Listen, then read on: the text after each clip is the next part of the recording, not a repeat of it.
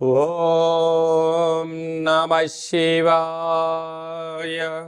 ఓం నమో నారాయణాయ. నరదృష్టి నివారణ కాళభైరవాయ నమో నమః.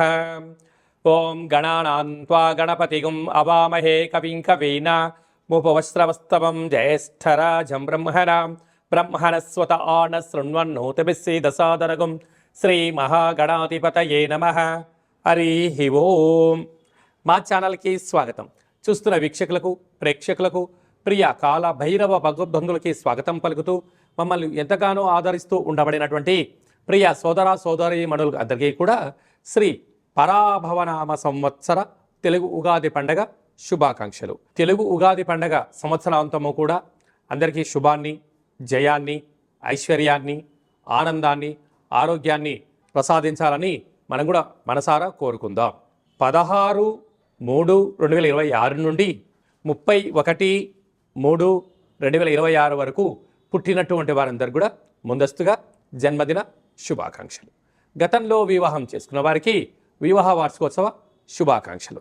ద్వాదశ రాశుల్లో గ్రహ గమనాలు వీక్షింపచేద్దాం. మిథున రాశిలో దేవగురు బృహస్పతి సంచార స్థితి, సింహరాశిలో కేతు సంచార స్థితి, కుంభరాశిలో కుజ బుధ రాహు సంచార స్థితి, మీనరాశిలో ఏడాది తర్వాత రవి భగవానుడు శని భగవానుడితో కలిపి శుక్ర సంచార స్థితితో ద్వాదశ రాశుల్లో గ్రహ గమనాలు ఈ విధంగా ఉన్నాయి. కుంభరాశి వారికి రాశిలోనే త్రిగ్రహ సంచార స్థితి, ధనవాకు కుటుంబ స్థానంలో ఏడాది తర్వాత రవి భగవానుడు శని భగవానుడితో సంచారం చేయడము, ఒకవైపు ఏళ్లనాటి శని చివరార్ధ సంచార స్థితి ఉన్నప్పుడు దోషాన్ని ఎలా తొలగించుకొని ఐశ్వర్యాన్ని ఎలా పొందాలో ఈ వీడియోలో సవివరంగా సంపూర్ణంగా తెలుసుకుందాం. కుంభరాశిలో ఏ నక్షత్రాలు వస్తాయనగా ధనిష్టా నక్షత్రంలోని 3వ పాదం, 4వ పాదం, శతభిష నక్షత్రంలోని 4 పాదాలు, పూర్వాభాద్ర నక్షత్రంలోని 1, 2, 3 పాదములు కలిపితే కుంభరాశి. రాశాధిపతి శని భగవానుడు. రాశిలోనే రుణరోగ శత్రుకారకుడు కుజుడు సంచారం చేయడము, ఒకవైపు కుజదోషం. బుద్ధికారకుడు బుధుడు, వాస్తు నరదోషకారకుడు ఉండడం, కొద్దిపాటి అప్పులు పుచ్చుకునే వ్యవహారంలో చాలా జాగ్రత్తగా ఉండాలని చెప్పి జ్యోతిర్విజ్ఞానం తెలియజేస్తుంది. ఏడాది తర్వాత మీనరాశిలో ఆత్మకారకుడు రవి, కళత్రతకారకుడు శుక్రుడు, ఆయుకారకుడు శని భగవానుడితో కలిపి ధన స్థితిలో సంచార స్థితిలో ఉన్నప్పుడు అప్పులు ఇచ్చి పుచ్చుకోవడానికి చాలా జాగ్రత్తగా ఉండాలి. కనుక సంవత్సరంలో చివరి ఆదివారము, మంగళవారము, శనివారము, సంవత్సర ప్రారంభకాల సమయంలో ఆదివారము, మంగళవారం, శనివారము దూరవాయు జల ప్రయాణాలు పెట్టుకోకపోవడం ఉత్తమోత్తమం. అలాగే అమావాస్య తిథి యందున, అష్టమి తిథి యందున దేవతారాధన తప్పనిసరి. తప్పక కాళభైరవ స్వామి యొక్క స్మరణ, కూష్మాణ దీపం అవసరం. అలాగే ప్రతిరోజు సూర్యారాధన, సూర్య నమస్కారాలు, గోమాతకు ఆహారాన్ని ఏర్పాటు చేయగలిగినట్లయితే సకల దోషం తొలగి ఐశ్వర్యం కలుగుతుందని చెప్పి కూడా గమనించాలి. అలాగనే పంచమ స్థానంలో దేవగురు బృహస్పతి సంచారం చేయడం వల్ల నూతనంగా వివాహం అయిన వారికి పుత్రికా సంతానము, పిల్లల యొక్క చదువులు, అభివృద్ధి, వివాహము, విదేశానము, వారికి సంబంధించిన ఏర్పాట్లు చేయాలని మీ కోరిక కూడా నెరవేరబోతుంది. సప్తమ స్థానంలో కేతు సంచార స్థితి ఉన్నప్పుడు సకలమైనటువంటి విద్యలో, ఉద్యోగంలో మార్పులు, గృహ మార్పు, స్థల మార్పు ఉండే పరిస్థితి ఉంటుంది. ప్రేమికులు చాలా జాగ్రత్తగా ఉండాలి. భార్యాభర్తల మధ్య అన్యోన్యత అవసరం. ఏదైనా పనులు చేసేటప్పుడు 1-4 సార్లు ఆలోచించి చేయాలని చెప్పి జ్యోతిర్విజ్ఞానం కూడా తెలియజేస్తుంది. అలాగా నూనెల వ్యాపారాలు, హోటల్ వ్యాపారస్తులు, నీటి వ్యాపారస్తులు, రియల్ ఎస్టేట్ వ్యాపారస్తులు, అలాగనే మార్కెటింగ్ రంగంలో ఉండబడిన వారు, ఎక్స్పోర్ట్స్ ఇంపోర్ట్ చేసే బిజినెస్ చేసేవారు ఓర్పు, నేర్పు, సహనం, సత్తుల వర్తన, ధర్మ మార్గమే మీకు శ్రీరామ రక్ష అని చెప్పి గమనించి తీరాలి. మార్చి మాసంలో ద్వితీయార్థంలో ముఖ్యమైన పండుగల గురించి క్లుప్తంగా, సవివరంగా, సంపూర్ణంగా తెలుసుకుందాం. 17వ తారీఖున సోమవారము, తెలుగు సంవత్సరానికి చివరి సోమవారము, మాస శివరాత్రి సందర్భంగా మహాదేవుడికి రుద్రాభిషేకం చేసుకోవడము యోగదాయకం అని చెప్పి గమనించగలగాలి.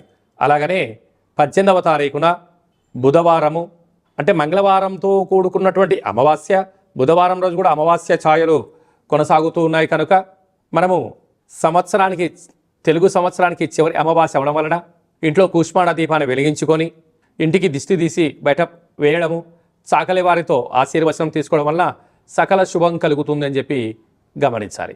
అలాగనే మనకు 19వ తారీఖున శ్రీ పరాభవనామ సంవత్సరము ఉగాది పండగ ప్రారంభము.